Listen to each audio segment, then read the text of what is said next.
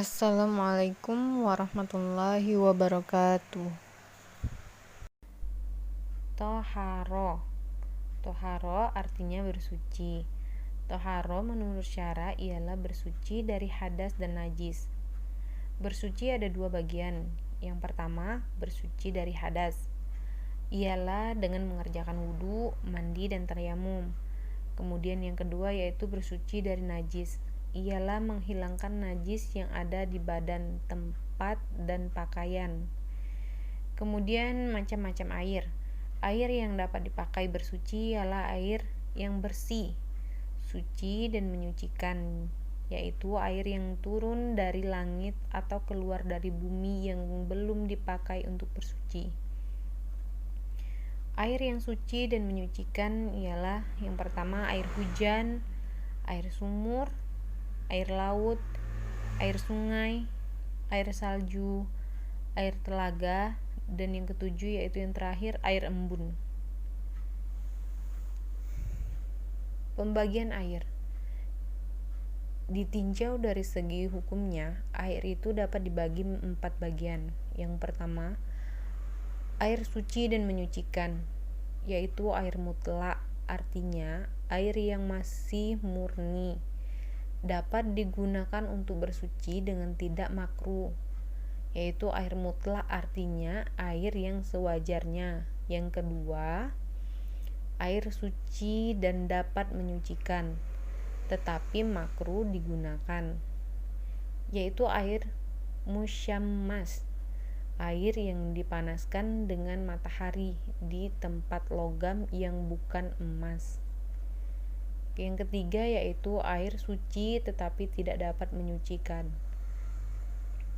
seperti air mustakmal, air yang telah dipergunakan bersuci untuk menghilangkan hadas atau najis walaupun tidak berubah warna, bau atau rasanya. Kemudian yang keempat lagi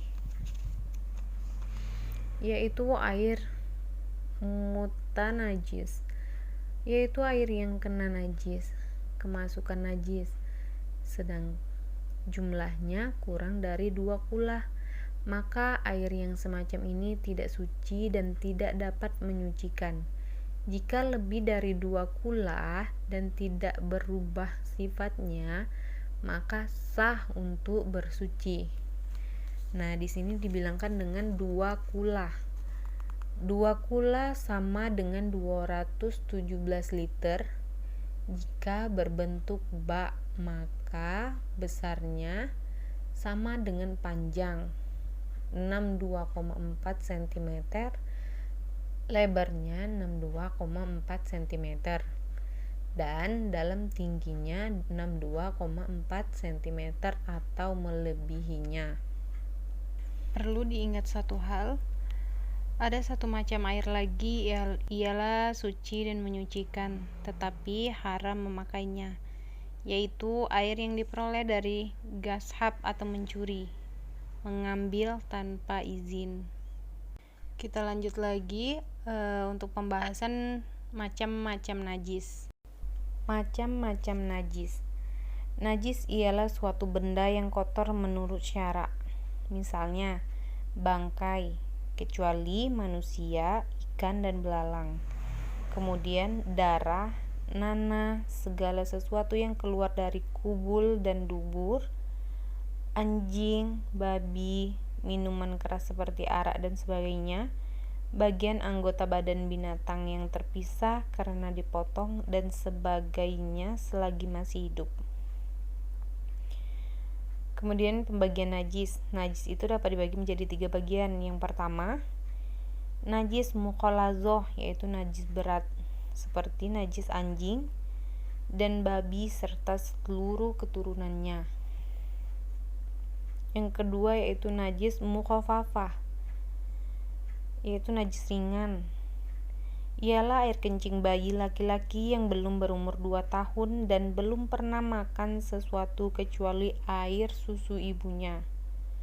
Yang ketiga najis mutawasitoh, yaitu najis sedang, semua najis selain dari najis mukhallazo dan mukhafafah, seperti segala sesuatu yang keluar dari kubul dan dubur manusia dan binatang atau kotoran, kecuali air mani, benda cair yang memabukkan, susu hewan yang tidak halal dimakan, nanah, darah, bangkai termasuk juga tulang dan belulunya, kecuali bangkai manusia, ikan dan belalang. Najis mutawasito dibagi menjadi dua, najis ainiyah. Najis ainiyah ialah najis yang berwujud, memiliki warna, aroma dan rasa. Kemudian yang kedua yaitu najis hukmiyah, ialah najis yang tidak memiliki warna, aroma dan rasa, tinggal hukumnya saja, seperti bekas kencing, arak yang sudah kering dan sebagainya. Kemudian cara menghilangkan najis. Yang pertama, najis mukhallazo, najis yang berat tadi, yaitu sesuatu yang terkena najis mukhallazo seperti jilatan atau kotoran anjing dan babi. Cara menyucikannya adalah harus dengan menghilangkan benda najisnya terlebih dahulu, lalu membasuhnya dengan air 7 kali basuhan, dan salah satu basuhannya harus dicampur dengan tanah yang suci.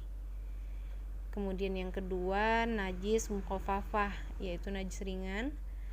Sesuatu yang terkena najis mukhafafah, cara menyucikannya adalah cukup memercikkan air pada tempat najis itu. Yang ketiga, najis mutawasitoh, najis sedang. Sesuatu yang terkena najis mutawasitoh dapat suci dengan cara dibasuh sekali, asal sifat-sifat najisnya, yaitu warna, bau, dan rasanya itu hilang. Adapun dibasuh 3 kali basuhan atau siraman itu lebih baik. Jika najis hukmiyah, cara menghilangkannya cukup dengan mengalirkan air saja pada najis yang dimaafkan atau ma'fu. Najis yang dimaafkan artinya tak usah dibasuh atau disuci. Misalnya najis bangkai hewan yang tidak mengalir darahnya, darah atau nanah yang sedikit, debu, dan air lorong-lorong yang memercik sedikit yang sukar menghindarkannya.